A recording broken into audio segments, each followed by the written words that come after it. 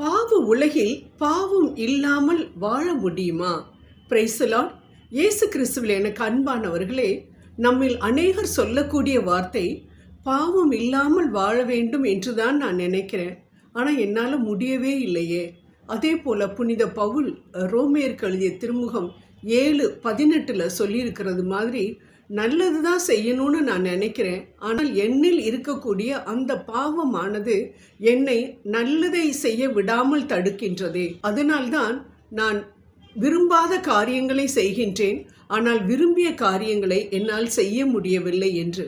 அன்பானவர்களே, அநேகர் சொல்லக்கூடிய வார்த்தை, ஏங்க இது எப்படிங்க முடியும்? பாவம் மலிஞ்சு போய் கிடக்குது. தடுக்கி விழுந்தாலே பாவத்தில் தான் நம்ம வாழ்கிறோம் இந்த உலகத்தில்.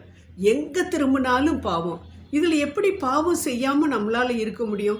எடுத்துக்கோங்களேன், நம்ம லஞ்சம் கொடுத்தா தான் நமக்கு ஒரு நல்ல காரியம் நடக்கணும்னு இருந்தால் நம்ம லஞ்சம் கொடுத்து தானே ஆகணும். அப்படி கொடுக்கலன்னா என்ன நடக்கும்? நமக்கு ஒரு காரியமும் நடக்கவே நடக்காது. அதே போல தான் நம்ம லஞ்சத்தை கொடுத்து நம்ம காரியத்தை சாதிச்சிட்டு இருக்கோம். ஏன்னா நமக்கு இதெல்லாம் வேணும். ஆனால் நல்லாவே தெரியுது, நம்ம லஞ்சம் வாங்கினாலும் சரி கொடுத்தாலும் சரி அது பாவம் என்று விவிலியம் நமக்கு சொல்லுகின்றது.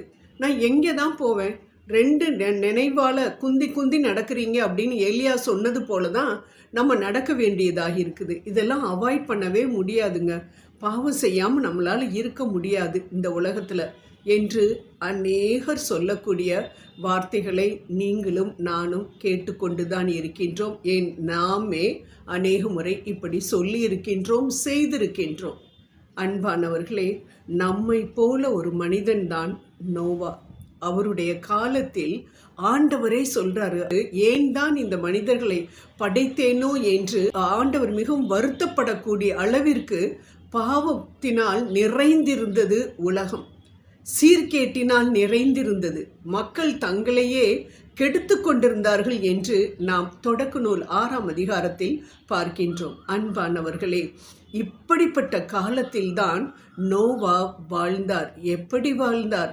நீதிமானும் உத்தமனுமாக இருந்தார். அவர் தேவனோடு சஞ்சரித்து கொண்டிருந்தார், அதாவது ஆண்டவரோடு நடந்து கொண்டிருந்தார் என்று நாம் விவிலியத்தில் வாசிக்கின்றோம். அன்பானவர்களே, இதே போல்தான் நாமும் கூட இதோ இந்த பாவ உலகத்தில் என்னால் பாவம் செய்யாமல் இருக்க முடியவில்லையே என்று கவலைப்பட்டு கொண்டிருக்கும் பொழுது நோவாவை நினைத்து பார்ப்போம்.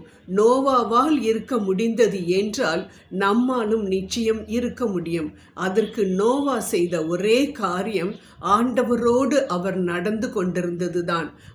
அதே போல நாம் ஆண்டவரோடு எப்பொழுதும் நாம் ஆண்டவரோடு நடந்து கொண்டிருப்போம்.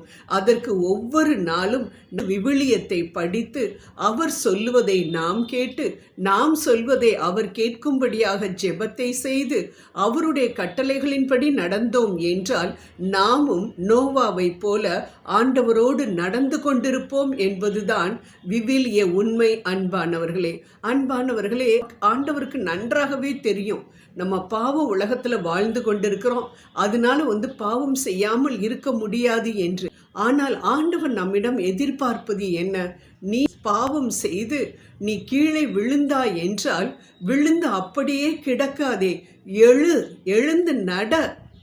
உனது பாவத்திற்காக நீ மன்னிப்பை வாங்கி எனது புனித இரத்தத்தினால் அந்த சேற்றை எல்லாம் நீ கழுவி விட்டு என்னோடு எழுந்து நட மகளே, எழுந்து நட மகனே.